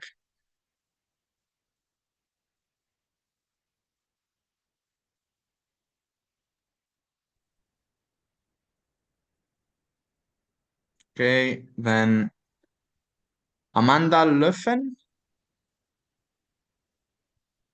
you just raise your hand. So if you want to comment. Can you hear me all right? Yeah, perfectly. Oh, that worked. Good. Hi. Yeah, I really enjoyed the different examples that you showed, the cases in the early part of the webinar. What I'm trying to understand is how you decide something is a WOL, a water-orientated living lab, because there seems to be quite a big range between small projects or individual projects that are demonstration projects that need a living lab approach, and then there are some that are regional and more like collaborations. So are they both WOLs or are they collection of WOLs? Maybe you can explain. Yeah. So the way it works is that we have a process which is called the WOLS assessment, and it consists of two tools. One is a Word file to fill in with some, let's say, context information, a description of the activity of the candidate, and also a SWOT analysis, so strength, weaknesses, opportunities, and threats. And other than that, we also ask for an Excel file to be filled with the harmonization cube KPIs, let's say, which are the ones that Andrea briefly went over in the start of the session, and this gives a score for the WOLs. So if basically we look at both the Excel score and the Word, and we try to check whether the WOL fits with our criteria, which is all public and available in the Atlas also, which is basically a few aspects which I can tell you. It has to be a link to the territory, so it has to start from a territorial challenge. Then it has to respect the quadruple helix approach, so include basically academia, industry, government, and civil society as stakeholders of the water-oriented living labs. Then it has to have a strong governance set in place with a way of collaborating and coordinating the stakeholders to help each other solve these problems. Then it has to also be water oriented, very obvious one, and innovative. So use innovation to tackle this issue. And lastly, there has to be some sort of financing strategy and sort of a long-term vision for the WOL, and not only, for example, project-based. So you have a very defined deadline of 1 year and then that's it, which is a problem a lot of the time. So once we are able to gather all the information about these aspects, we are able to decide whether the maturity is high enough to be a WOL, or if there are some of the key aspects lacking a bit too much, we decide to still include it in the recommendations and the activities of the partnership, but as a follower living lab. That's what we call them. So I hope this gives you a bit of a idea of the process. So the cases you presented this morning, some of them were collections of WOLLs then, rather than individual WOLLs. Sorry, could you repeat, please? The cases presented this morning looked like collections of projects under one water-orientated living lab. Is that correct? Or did they count as a number of living labs, or was the living lab the collection of different projects? That's my question, really. No, it sort of can be both. So it's some water-oriented living labs that are participating in different projects, or sometimes it is one project that, let's say, gives birth to the water-oriented living lab, but then it continues. So it's separated from the projects. Okay, thank you. Thank you. Then there is Ines Martel. I will give you the word right now. Yes. Hello, can you hear me? Yeah. Okay. Just before I ask my question, thank you very much for all of this presentation. I must explain our situation quickly. We are trying to launch a WOLL in the Eastern Pyrenees area. And for the moment, we have like 1 year of financement thanks to Water4All. So we are in a phase when we are meeting potential stakeholders and try to include them in this opportunity of creating a WOLL. And so my questions are, what would you recommend to not like discourage stakeholder when we will be like talking to them to try to include them in the living lab? What would you recommend us to like not discourage them about the fact that we only have like, for the moment, of course, 1 year of financement? And the other part of my question, if you have like any advice about a position that we could adopt to like not only try to include them in the WOLL process, but also try to like know or find if there's a possibility that those stakeholders can fund the living lab for the years that has to come when the financement of Water4All will like be not enough to continue this process.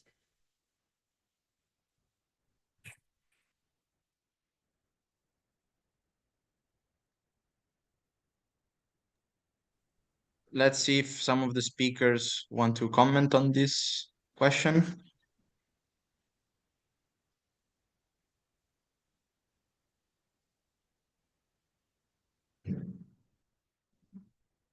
I mean, what we can say from our perspective is that it is a very big problem for sure to try and invest on the WOLL long term as a stakeholder, even though the financial plans are not defined or sure.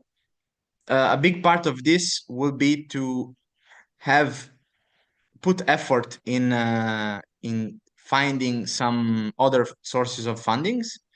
So, for instance, applying to calls or being very active in this ecosystem, and so to sort of convince the stakeholders that there are efforts being made in this. And at the same time, it is also it depends on the WOLL, because we notice that some WOLLs are really resource intensive, while others they just basically need some people to sit at the table and discuss about the strategic topics. So also finding ways to make the operations very cost efficient is definitely helpful for this. If Marisa wants to add something. Yeah, I don't know, maybe from our experience, I think that because we are so things needs time, no? So it's like so in our case, I think we are working 15 years ago, so that and it's a process that takes time, no, especially to create, because it's very relevant like this to have this collaboration between the different stakeholders, no, as was mentioned about the private companies, about the research centers, about the public authorities, and so then this need time, and then not always you have the funding. Sometimes is also first I think you have to start with have this creating this networking and these people that is willing to collaborate together, and then just answering to real challenges in the territory, you know, that it was mentioning Alexander. I think it's very important just that you are answering to the challenges, and then maybe in the beginning is you start with small things, but then with the time is growing, and always we are suffering this the difficulty to have a long-term financing, but I think it's question of having a clear aim, and then to have people committed, no, the stakeholders, and committed to collaborate and work together. So I think it has to be what it was mentioned, linking to an ecosystem that the WOLL has to create it, and not link it to a project. So I think this is important, that you have a really an ecosystem that want to collaborate together, and then it is take work and the resources sometimes is not only the resources, is also with the time of the people, just to try to work together and to find the ways of funding, no, but and for this also policy is very important, no, what I see also in the sample of Flanders, no, I think is very relevant, all the support that is behind, no, with the region. So I also the case of Mikkeli. So I think this is important, not to have also the involvement of this of the policy and in this case of the regional authorities, in this case, or the territory of the province or the city or whatever, that are related to the water. Okay, thank you very much. It was really interesting, the difference you make between like an ecosystem and a project. Thank you.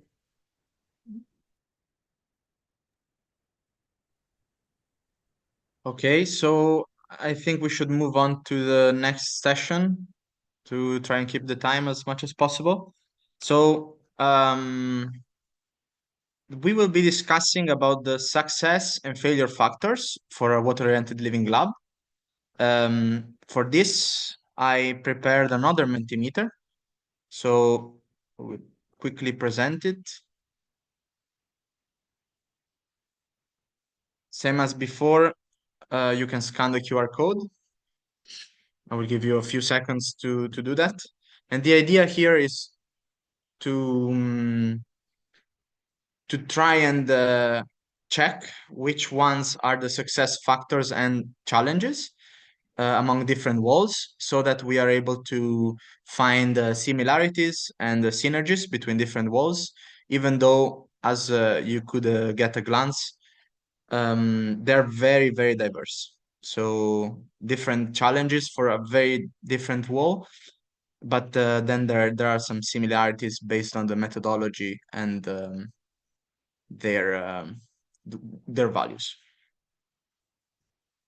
So again, you can scan the QR code, or if you are not in time, you can just enter menti.com and use the code of the survey, which will be always available in the top slide.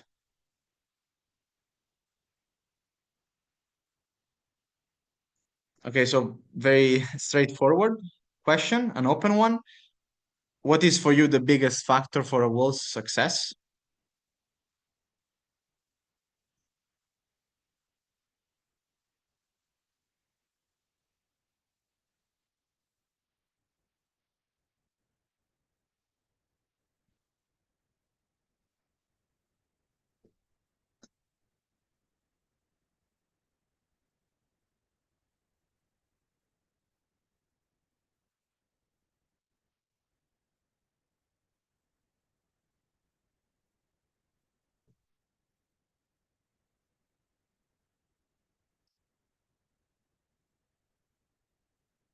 We see a lot of very important words here. And it is important to say that these words are very well connected with the criteria I went over before. So in the center, we find the collaboration for the governance and with the quadruple helix. And then the vision, the innovation, the funding, so business modeling, industry.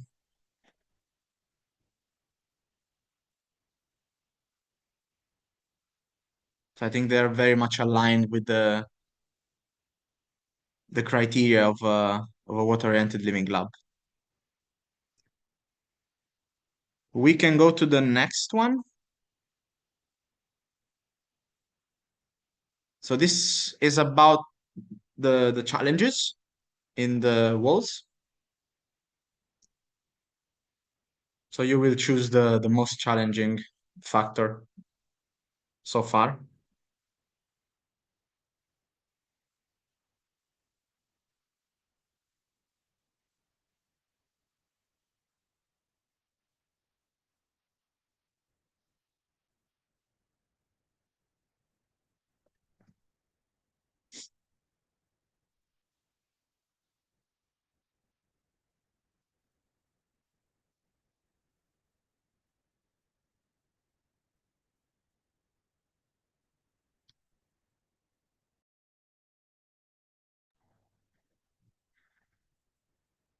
So as we were commenting, the financial strategies are a very important issue. So they're winning with the coordination among partners, which is also a big issue to keep all the stakeholders engaged and motivated to collaborate for the benefit of the territory.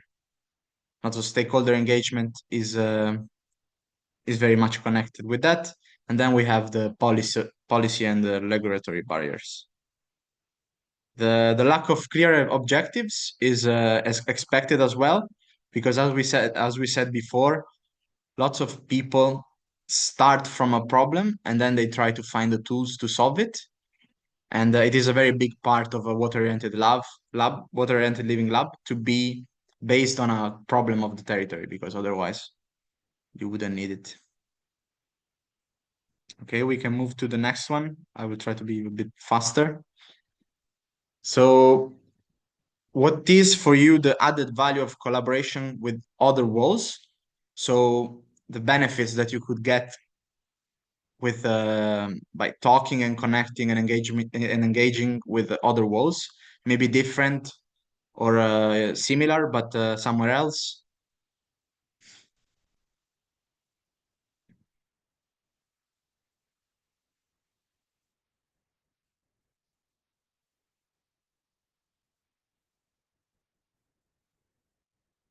We give a little bit of time to respond.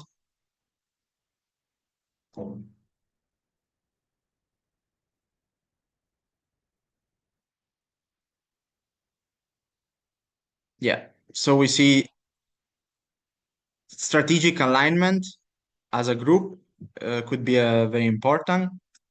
Avoiding the overlaps is a big thing that is important for the network. More visibility, it's definitely one of the main factors. The knowledge exchange, and also even more technical matters such as models and data-driven tools that could be used in different WOLLs with similar problems. Also, collaboration to find more funds, for instance, consortia for new projects.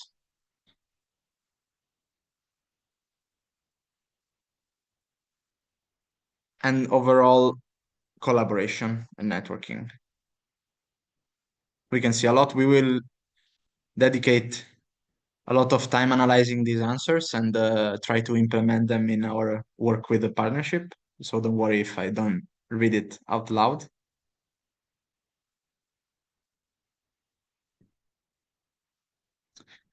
Okay, let's move to the next one. Another open-ended question, this time from the mature WOLLs to the follower living labs or the aspiring living labs. So one piece of advice for them.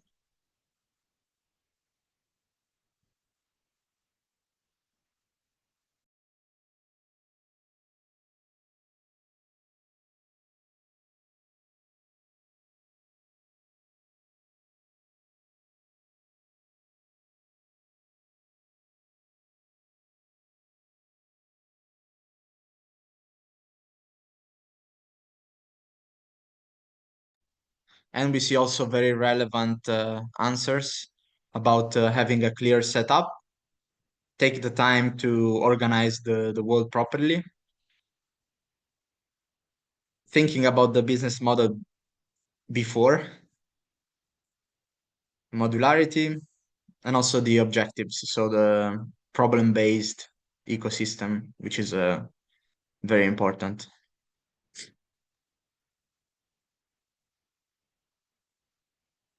Strong connection with the stakeholders and the community.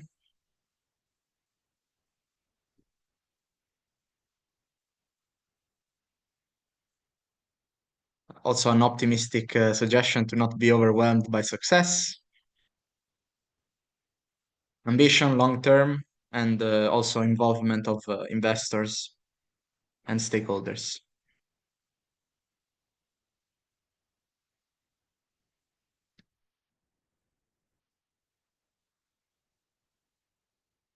Dialogue, once again, is very important because it keeps everyone aware of the value of a WOLL and its importance as well. So we will move to the next question.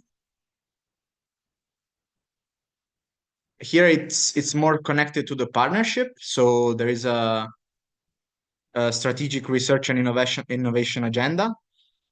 And so this is a question to check how the WOLL's strategy is aligned with the partnership's overall strategy. And in which topics?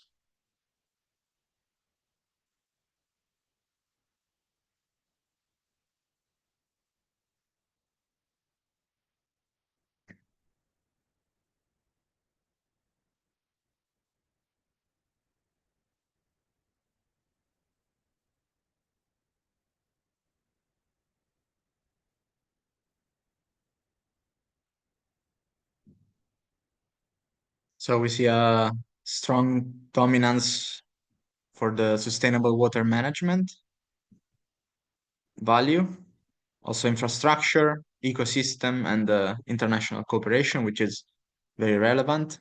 Governance, of course, with a quadruple helix, and the water and health is a bit more niche, maybe. So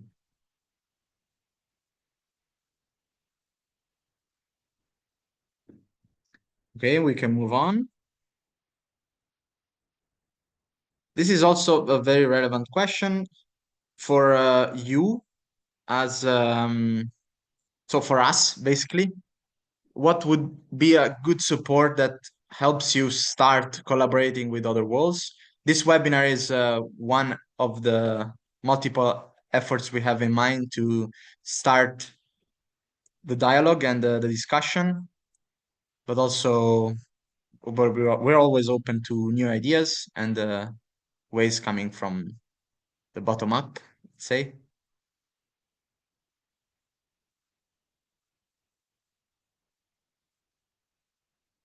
So really, what kind of platforms and let's say infrastructure you would like to have to collaborate with other WOLLs? What type of initiatives you would like us to organize?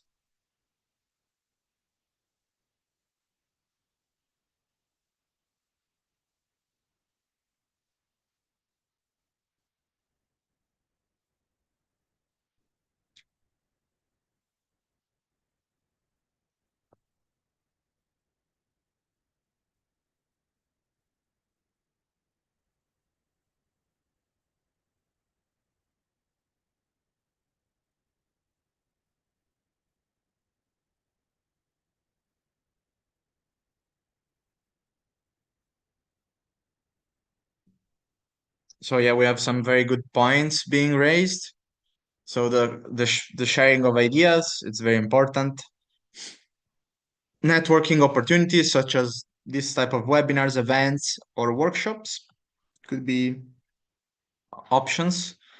Then strategic alignment. Also, this small to medium funding to enable exchanges is being explored, and would be a good way to, let's say, start up the operations of a WOLL, maybe in the part in which you need to coordinate the stakeholders at least. So the cheaper ones. Regular events, on-site meetings, we fully agree. And again, the visibility and also connecting the WOLLs to other water networks and ecosystems is a very interesting idea. Okay, let's move to the next if there's any. No? Okay, perfect. That was it for the success and failure factors for the WOLLs. And now I will take very few minutes, like 2-3 minutes, to answer questions if there are any, or comments about the Mentimeters, or if you want to say something, and then I will move on to the conclusion.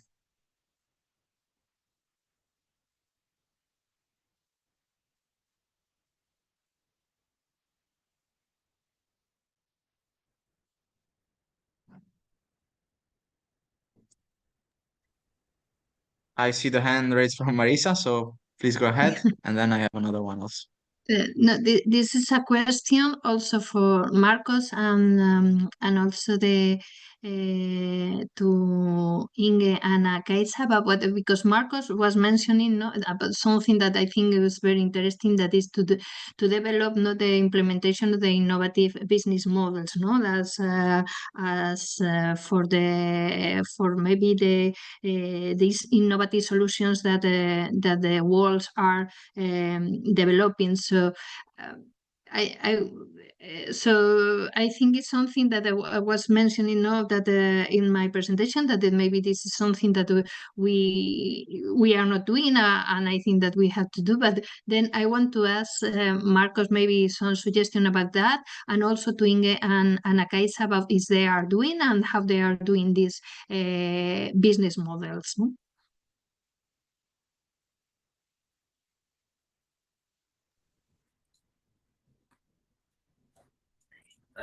Okay, so regarding the financial part, we have to take into account the big difference between WOLLs. So for example, the simplest case will be a WOLL with a standard technology.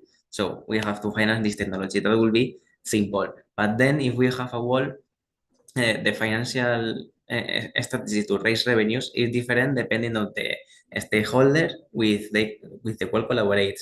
The solution to implement is the WOLL implementing the solution, is a private field collaborator, for example, who is implementing the solution. So in the last years or even decades, the public sector, OCDE, World Bank, European Commission have been developing some financial instruments very specific, and I have seen that in some developing countries they are starting to use financial instruments different from us to set risk. For example, if the public sector faces some part of the risks and the private one others. So there are a lot of types of instruments of their own characteristics that they have to be adapted to every case.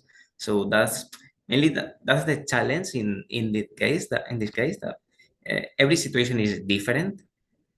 So it is very hard to prepare something general, something applicable to every case. So that's why we need also this webinar, and then these webinars, workshops, or other initiatives that we can organize in Water4All, because we need more contact with WOLLs to be able to prepare something something adapted, tailored to WOLL needs. So there are a lot of tools, a lot of instruments, and we have programs, private investors, quite a variety of financial instruments in the public sector, not just grants. And one of our main, let's say, needs to keep supporting this in WOLLs is to know more about the WOLLs. That's what in the webinar we will be more focused on, let's say, have experts talking about things that are important for WOLLs, but we will have also presential events, workshops, to do something more specific to have networking, and maybe to discuss some ways of interacting more, because we will need to do something more specific. But we will also rely on the results that in Water4All we are also doing in another activity, clustering of WOLLs, classification and clustering.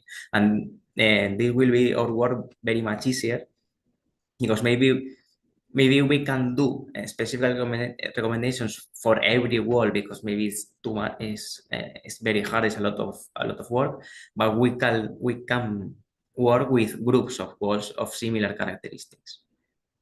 So that's our idea.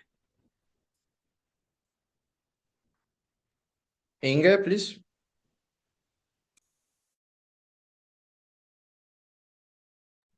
You're muted. Sorry. So how to set up the business plan is also one of our strategic trajectories, let's say. We've developed the three-step approach because indeed it is very case dependent, but it starts with really getting first from the local case, let's say, first draw some kind of boundaries. What is the case that we're talking about here? Then it starts with mapping the different water balances, the in-outs, and getting the stakeholder involvement in place. So getting that straight out. And the second step is really to involve immediately the economic point of view and really define the exact cost benefits. So define per type of stakeholder, what are the cost benefits for those stakeholders? And not just the direct cost benefits, but also, the co-benefits. So the co-benefits are, for instance, more on a societal point of view, or related to long-term bench, or related to, for instance, impact on nature, those things. Because if you just have the standard CAPEX, OPEX, let's say, just the investment for some water technology, usually you don't have a business case. So you need to open it up, and you need also to quantify the cost, the risks that can be avoided, and really bring it in the typical financial perspective, where you have, let's say, the way of thinking of people to say, okay, why do you want to do some climate investment? If you have a local buffering of water, how much flooding can you avoid? So you also need to quantify those metrics so that you have really, say, the input of the backbone of the whole cost benefit and the co-benefit, so the better thing. And then you need to bring those records into the business case analysis. And there you need to start really with saying, okay, who's take ownership of this? The business case, you can, from a research point of view, you can give input in the business case, but you're not the owner of the business case. So somebody should take ownership. And then the next step is saying, okay, if we have a possible business case, who's going to pay for it? Because you need to set it up, you need some pre-financing, and that will be a combination of public-private financing. And then also look from that incentives, how and where can we make use of subsidies? And on the longer term, if you go for the longer term outro of the business case, it's also about, okay, not just, for instance, how much water can we save or can we locally produce or whatever, but also what will be the price setting? How will we deal with uncertainties? Because you can have, for instance, a nice local case where you say, okay, if I can save this water, I can provide it to my neighbor. That's very nice, but how about the long-term price setting? What if my neighbor really counts that he will receive water from me and I will stop producing water? All these things need to be in account. So, but you really need the three-step wave approach. It's also part of the Retouch Nexus European project, really dedicated on those business development. Anna-Kaisa, if you want to have a very quick comment, and then we give the word to Veronique in the chat. Okay, very quick comment. Inge's answer was very great. and very good example also, or one kind of like explanation why in Finnish walls we have some challenges, because many of those are very much like research orientated. The base is there in the research infrastructures and etc. So this kind of like a business model and partnerships, those are like very like important yeah, so really many Finnish walls are like lacking that kind of like approach. Yeah. Okay, so Veronique, I just gave you the word if you have a question.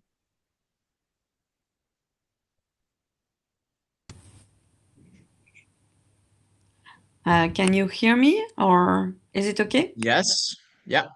Okay, thank you very much for this morning. It was very, very interesting, all those talks, and I'm just rereading what you explained to us about what kind of support that could be developed, and so I really take also the message, of course, of the funding, which is totally and very well explained by the three different persons that just talked. But there is also this visibility, this impact, and KPIs, and I think maybe we could think of a workshop about that, because it will help us to have hands-on and to have also the examples of the existing networks, of the existing walls, and how they increase their visibility, their communication, and of course KPIs were presented by Andrea, but it can be also different KPIs, I think, and it can be refined. So I was thinking that maybe a workshop would be worth, or maybe several workshops, of course, but in that scope. Thank you. Thank you. For sure, we are considering workshops and also ways to try and monitor effectively the walls and track their progress while still being reasonable and not tracking everything.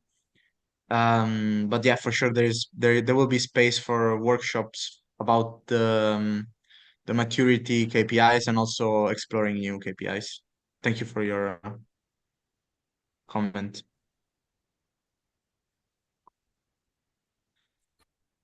Okay, so we will move to the conclusion. Very quick conclusion. Wait, I need to do it again.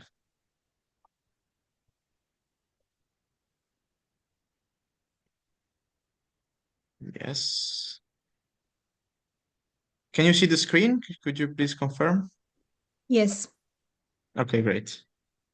So yeah, so to wrap up, it was a very interesting session. I think it is a great opportunity for a first collaboration and dialogue among the stakeholders, the interested people, and also the WOLS representatives and follower living labs. And for the future, we have the very close future, actually. We have prepared 2 more webinars, which we would like to quickly go over to just do some advertising. The first one in July, the 1st of July, from 2 p.m. until 4 p.m. will be about policy innovation and the regulatory sandboxes for water management, because many walls find their problem in policy gaps, for instance, and it is very interesting to explore sort of this environment as well.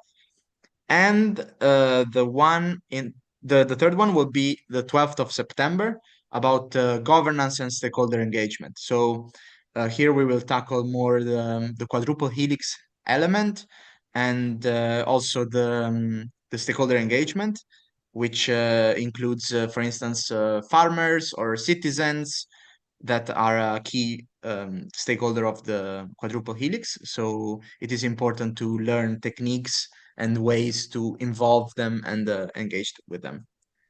So here you can have a quick glance at the agenda. It is an advanced draft, so some minor things will change, but we expect to have very high-level speakers, just like this first webinar, and also moments for reflection and discussion with some, Mentimeters or ways to engage with the people watching. So thank you so much for your attention, and I'm very much looking forward to the next webinar with a very big participation such as this one. And yeah, wish you a good day and see you in the next webinar. Thank you so much. Bye. Thank you very much. Bye-bye. Thank you. Bye bye.